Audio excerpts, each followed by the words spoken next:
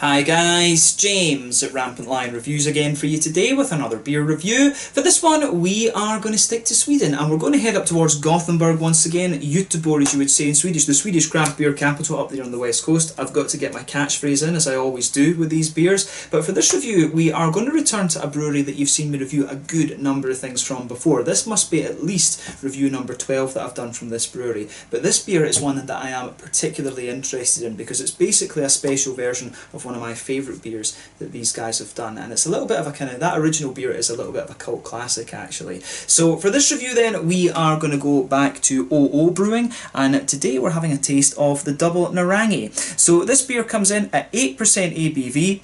It's a double New England IPA, and essentially it is a double IPA version of the original Narangi beer. This one was brewed to celebrate the 5th anniversary of the release of the original Narangi beer back in 2015. So this beer was released as part of the Lokal och Småskaligt assortment in Systembolaget on the 1st of September 2020, but I believe it was released a few weeks prior to that. On Glassbanken and in some of the Danish web shops as well. So some people might have been able to get a hold of this a little bit earlier, but like I say, Systembolaget released it on the 1st of September. But yeah, really curious to see how this one turns out. OO Brewing are one of the breweries that I would always recommend if you are interested in New England IPAs, a very, very popular style these days. The brewer behind this brewery, of course, was the one who really brought the style to Sweden during his time at Stigbergets, and I would probably say in Sweden that there are 4 kind of cult classic New England IPAs. One of them would be the original Narangi. The next one would be the GBG Beer Week 2016 beer, although that is now the new and improved GBG Beer Week. Then you've also got the Amazing Haze, both of those from Stigbergets, and then you have the New Sweden IPA from Uppigårds Brewery up in Dalarna as well actually. Those are probably the 4 kind of cult classic Swedish New England IPAs. I would also put Brewski into that kind of category as well, but you know, they are always constantly releasing different things, though they were always very, very capable, and still are, back in the day when it came to these beers. Probably my favourite one that I had from them back then would be the Conan double IPA, but that's not been out for quite some time though. But yeah, Brewski, I think, were brewing beers that were as good as the Stigbergets and the OOs and things like that as well. But yeah, probably my favourite beers from OO Brewing. I love the 50/50 series that they have and the 100 series. Those are really great for educating yourself about hops. But I think the best beers I've had from them recently would be the Charismatico. That was a beautiful beer, that. And then I also really like the original Narangi, and the Pilsners that these guys have been doing recently have also been very, very nice. But then also the Evergreen and the Muscles were both very nice beers, more West Coasty type IPAs actually, but I haven't seen them for quite a long time actually. I would love to see those beers come back and, you know, do a kind of revisit for you on a live stream or something like that. That's something I would absolutely love to do for you here on the channel. But yeah, let's get on and actually have a taste of this beer. Then, as I said, this one, a special version of the original Narangi, brewed to celebrate the 5th anniversary of the beer. So yeah, as always with my reviews then, I'll tell you a little bit about the brewery before we taste the beer. If you want to get straight to the tasting, just fast forward. All the usual links are in the description below. That's the brewery website, the link to my other reviews that I've done from OO Brewing before, and you will no doubt see more from them in the fairly near future. There's all the usual social media down there as well. If you want to see more reviews, do please consider subscribing to the channel. The whole channel, of course, has a geography-based tagging system, so you can go into the homepage and search for beer based on country, city, state, county, province, prefecture, whatever it is you're interested in. Do check out the playlists of beers from different countries. There is one there for all the Swedish beers that I've reviewed for you. That's constantly being added to, and as always, please do get in touch and let me know some of the other beers and breweries that you guys would like to see me review. It's always great to hear from you guys that are watching the videos, and the support that you show the channel is hugely appreciated. So anyway, on to the brewery notes then, to tell you a little bit about OO Brewing then. So as I've said to you already, OO Brewing are based in Gothenburg, Göteborg on the west coast of Sweden.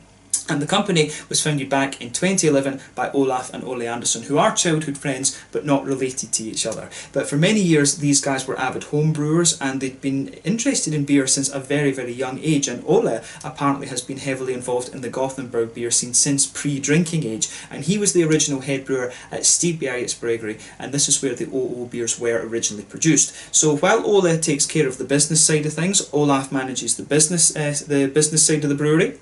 But he also works in Copenhagen for a marketing agency, from what I understand, so I'm not sure if he has moved full-time to the brewery, but I think he puts in a lot of hours for it anyway. But apparently these guys just kind of started out making beers that they wanted to drink themselves, and it's just evolved from there, and it's gone very, very well for them. In April of 2017 though, Ole decided that he was going to leave Stigbergets and invest his time fully in OO Brewing, and the company invested in a new brewery in Hisingen near the Tingsted Bridge, and this one is equipped with a 2,000 litre brewing system, and this means that they can brew up to 500,000 litres of beer per year. In the first year in there, they brewed about 100,000 litres, and they are planning to just gradually expand up to capacity over the next few years. And they have been, I think, yeah, they've just been adding more and more tanks, I think, over the last little while. But as of September 2020, when I'm filming this review for you, these guys have produced around 65 different kinds of beer, and they're, you know, these guys do a lot of different styles actually. I've had Imperial Porters from them, I've had some really nice Pilsner beers.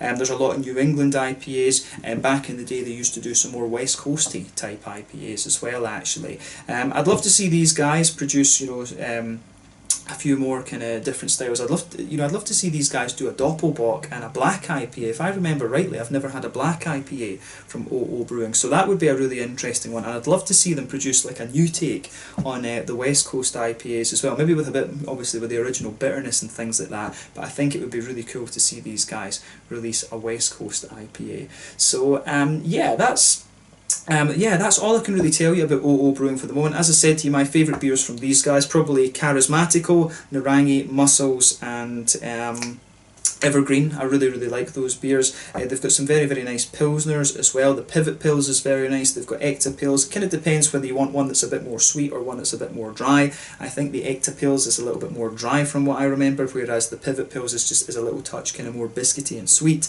But yeah, a very, very capable brewery in my mind. That would be another interesting thing for these guys to try, would be to do like a Schwarzbier and a Dunkel Lager actually, or even a Doppelbock. That would be a really interesting thing for them to do as well. There's quite a few breweries now having a go at some of the traditional styles of beer, so I'd love to see OO have a go at that as well. But yeah, a very, very capable brewery in my mind, and one that I would highly, highly recommend that you check out if you get the chance. So yeah, if you want to learn more about OO Brewing, check out the brewery website in the description below. You can follow them on Facebook and Instagram to keep up to date with all the latest goings on. You can follow you can have a little look at the Rate Beer, Untappd and Beer Advocate pages as well to check out all the different beers that they've done. So yeah, let's have a look at this one then and see how we get on. I'll just let you have a little brief look at the artwork. As you can see, it is fairly similar to the original Narangi, just with the kind of colours inverted, if you like. The original one has a black background with an orange dot in the middle. So yeah, this one is pretty cool. I might see about keeping this can actually, because I'm not sure if they will ever brew this again. But who knows, maybe if it's popular they will do it. I think the Charismatico, that's been around for a little while actually. I think they are still kind of releasing that one. But yeah, this one looks very, very cool. This beer, as you can see, there is the little title thing on the back that you always get with OO Brewing. There you can see the symbol, and that of course is simply derived from the fact that the owners are called Olaf and Ole. So yeah, pretty cool. 8% New England Double IPA. I believe the hops in this one are Citra, Columbus and Mosaic, if it is the same as the original beer.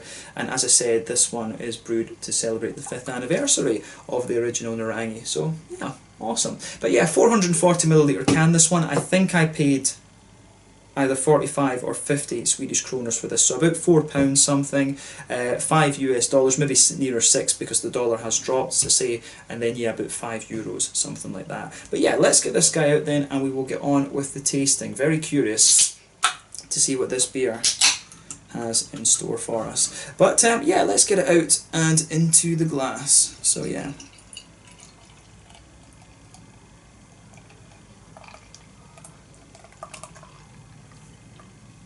So yeah, there we are. This looks pretty nice actually.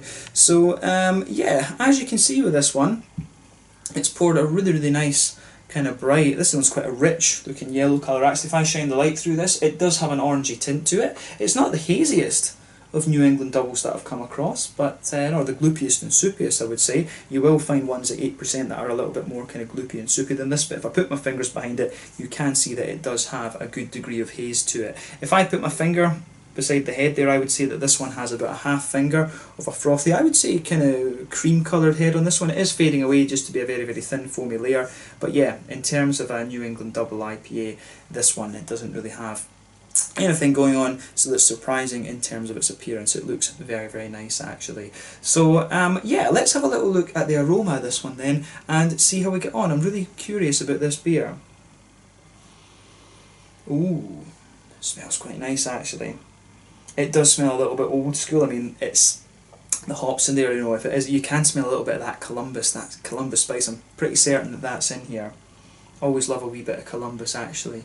And of course that is one of the things, the New England IPA is not the most bitter style of beer, but Columbus was always a beautiful hop to use in West Coast IPAs actually. So yeah, the aroma out of this is very, very nice, I have to say.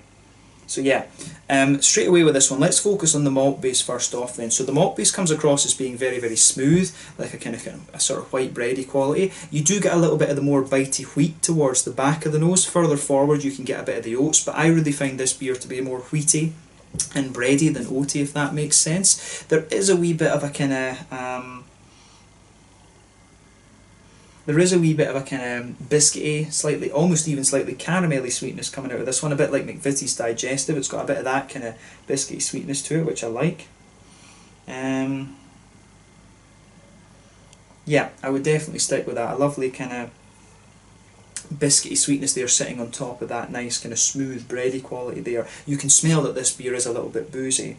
And it's quite different to have that actually, because the last one, the Charismatico, it was a lot more, it had more of that kind of Werther's Originally type flavour to it, a bit more of a kind of oiliness to those lighter brown sugars actually, and that seems to be a more recent thing that's come out of the New England double IPAs, whereas this one strikes me as being distinctly more sort of old school, if you can call it that. It feels strange to talk about this, about New England IPAs being old school now, but the style definitely, in my opinion, it definitely has evolved over the last few years. You know, these beers have been the mainstay for about 5 years now. The one thing I would complain about with the New England IPAs is that it is a bit of a shame how the West Coast IPAs and the black IPAs and stuff have almost been passed aside, but I have noticed a bit of resurgence in the West Coast IPAs recently, and in my opinion that's a very good thing.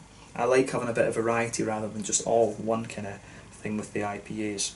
But yeah, the malt base in this one strikes me as being distinctly more old school, if you like, for the style. A bit more bready, a little bit kind of really quite smooth actually, and just a little bit more kind of biscuity rather than being sort of Werther's Originally in the sweetness. 8%, yeah, you do want it to let you know this is a slightly more boozy beer. But yeah, in terms of the hoppy side of the beer then, you do get a little touch of earthiness out of this one. That's the Mosaic that's going to give you that. You get some nice big floral aromaticity, but underneath that you get some of the spiciness that you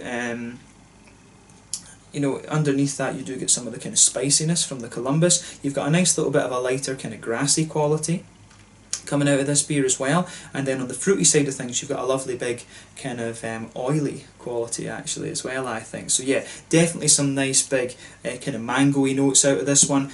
Good little bit of a kind of tangerine orange in there. There's one or two little more complexities, maybe a little bit of a kind of lemony citrusy zest coming out of the beer, but yeah, I do like how that goes together. For me it's interesting because the orangey notes in this come across as being distinctly more oily than I would normally expect for Mosaic. I always found Amarillo to be a little bit more oily than Mosaic with the orangey characters, and I think the level of oiliness you get in the aroma here is a bit more akin to Amarillo than Mosaic. There's lots of other orangey hops out there, of course, these days. You know, Sabro's got a bit of orange. You know, you've got Pacifica, Waiti from New Zealand, Mandarina Bavaria from Germany. There's lots of more orangey hops out there. But yeah, Mosaic, and Azacca from America is another one. But yeah, Mosaic and Amarillo I think are still probably the most used, if you like, in terms of wanting you to have orangey aroma to the beers. But yeah, this one suits me down to the ground a bit. Got a little bit of biscuit sweetness and a little bit of quite a bit of an orangey character, I would say. But yeah, the Citra is quite straight up in this one. A little bit mango-y, and also just a little bit of a slightly lemony zest coming out of it as well. But yeah, lovely smelling beer, this one. Distinctly more old school, as I've said. So take a bit of time and just enjoy that before you get stuck into it. But let's have a taste of this beer and see how we get on. This one is the Double Narangi, a New England double IPA version of the original Narangi, released 5 years ago. This one was brewed to celebrate that 5th anniversary. Let's get stuck into this one then. Slàinte, skål.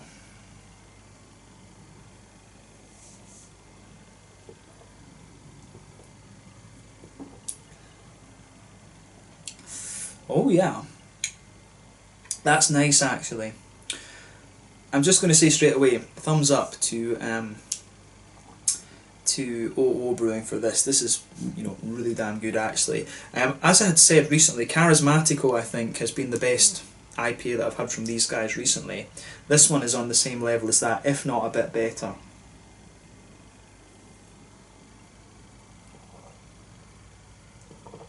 This one, to me, it comes across as just being a little bit more bitter and almost spicy in a way. The Columbus contributes to this beer really, really nicely actually. This beer I think is a bit drier than some of the other New Englands that I've come across as well. I have noticed that in quite a few of the OO Brewing beers actually, notably the Ectopils. I found that to be a really, really dry Pilsner beer. I think, you know, they really like their beers just to have that bit of dryness on the back end of them. Just interesting. I love that about doing these beer reviews. You start to notice things that individual brewers do actually. I think Ollie Anderson, he really likes doing these. He really likes these beers to be a little bit drier. Incidentally, Ollie Anderson does have a podcast as well.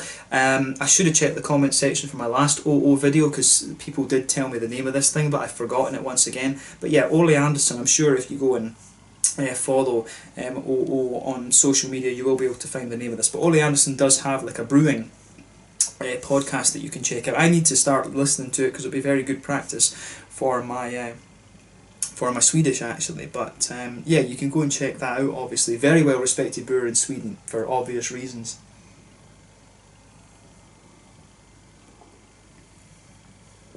But yeah.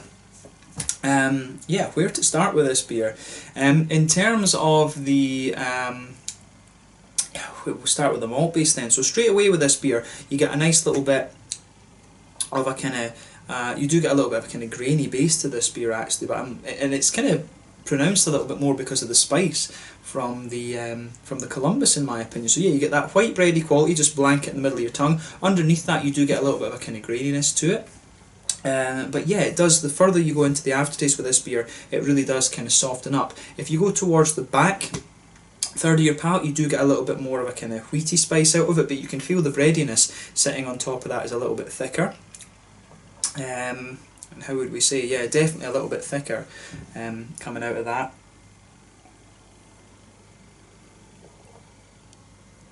But yeah, at the same time, it does smoothen out the more you drink of it. As I say, this is a beautiful beer from OO Brewing. What I will say, as I said with the Charismatico, if this is only going to be a one-off brew, that's a terrible shame.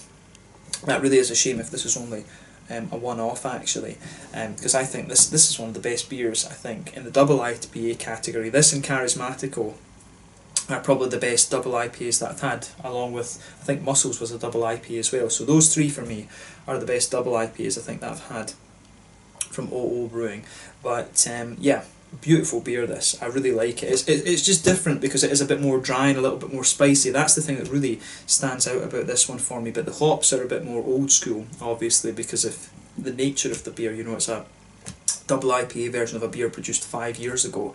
But yeah, the dryness that this beer has towards the back of the palate I really like. As you move further forward into the middle of the palate, you can see that the front half of the middle third of your tongue, that's where some of the oatiness comes out. I really start to get a slightly smoother oaty quality with this one, but I think this beer leans more towards the bready, kind of wheaty end of the spectrum in terms of the New England IPAs. In the very middle of your palate, though, in the back half of that middle third of your tongue, you've got more of a kind of McVitie's digestive-y, biscuity kind of sweetness coming in there. It's got a little bit of a sweet caramel in the very centre of your palate, but then yeah, you've got that nice kind of more oily, biscuity quality coming out of it actually. So I really like how that goes together in this one.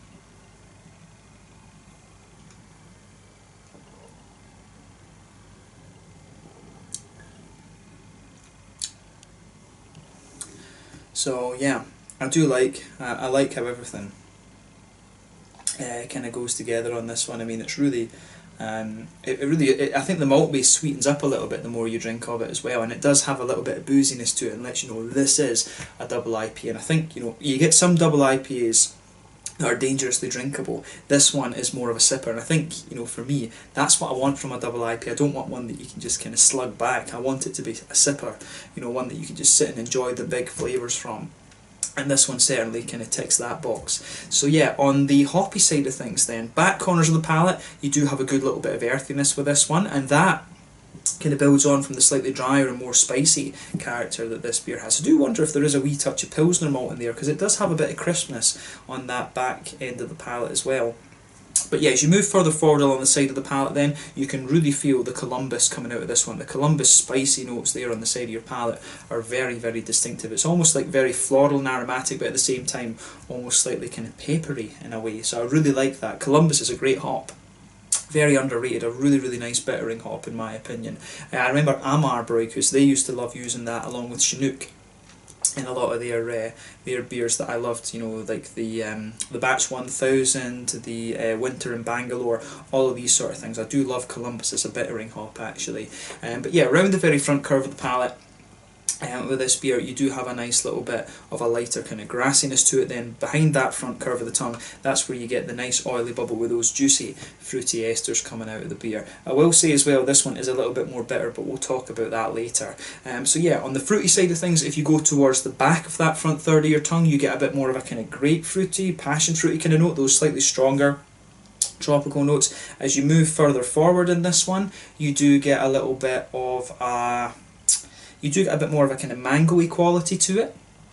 And then as you reach the kind of front half of that front third of your tongue, it's orangey. It's definitely that kind of lovely, slightly more oily, tangerine orange. And then at the front kind of curve of the palate, you've got some nice, you've got some really nice kind of sort of lemony, zesty notes coming out of this one. It's not too strong, that it is a little bit more spicy, and but there is a little bit of zestiness on the very kind of front tip of the tongue there, but as I say, not all that much. The thing that really lingers in this beer for me is the big spicy notes from the Columbus, some of the juicy, slightly oily orange in there, and then you've got a wee bit of the kind of sweetness and dryness in the middle of the palate too. So yeah, the flavour of this beer is really, really nice, and for the New England IPAs it is a little bit more kind of old school actually. So I think I do need to try it. I think I need to maybe try a few Narangis again. I've not seen them actually on the shelf in the shop for quite a wee while actually. I can't remember if they do have them in Hansa in Malmö actually. So yeah, I'll have a little look the next time I'm there, but it would be cool to go back and try the original Narangi at some point. But that's definitely a beer I'm going to take across for the guys in England and for the guys in the Netherlands as well to have a taste of. But yeah, I think this one is really nicely done. In terms of the mouthfeel then,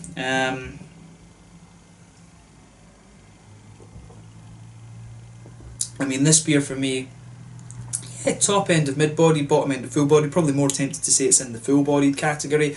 Carbonation is very smooth. One of the more oily New England IPAs I've come across in recent times, but like I said, this one does have a good little bit of spiciness, bitterness and slight kind of dryness to it at the same time. So yeah, in terms of IBUs, I think this has to be at least 70 IBUs, maybe even 80, something like that. It could even be a little bit more than that, but for me this is one of the most bitter New England IPAs that I've come across in recent times. I don't remember if the Narangi was quite as the original Narangi was quite as bitter as this, but I remember, you know, the GBG Beer Week and the Amazing Haze are definitely nowhere near as bitter as this beer.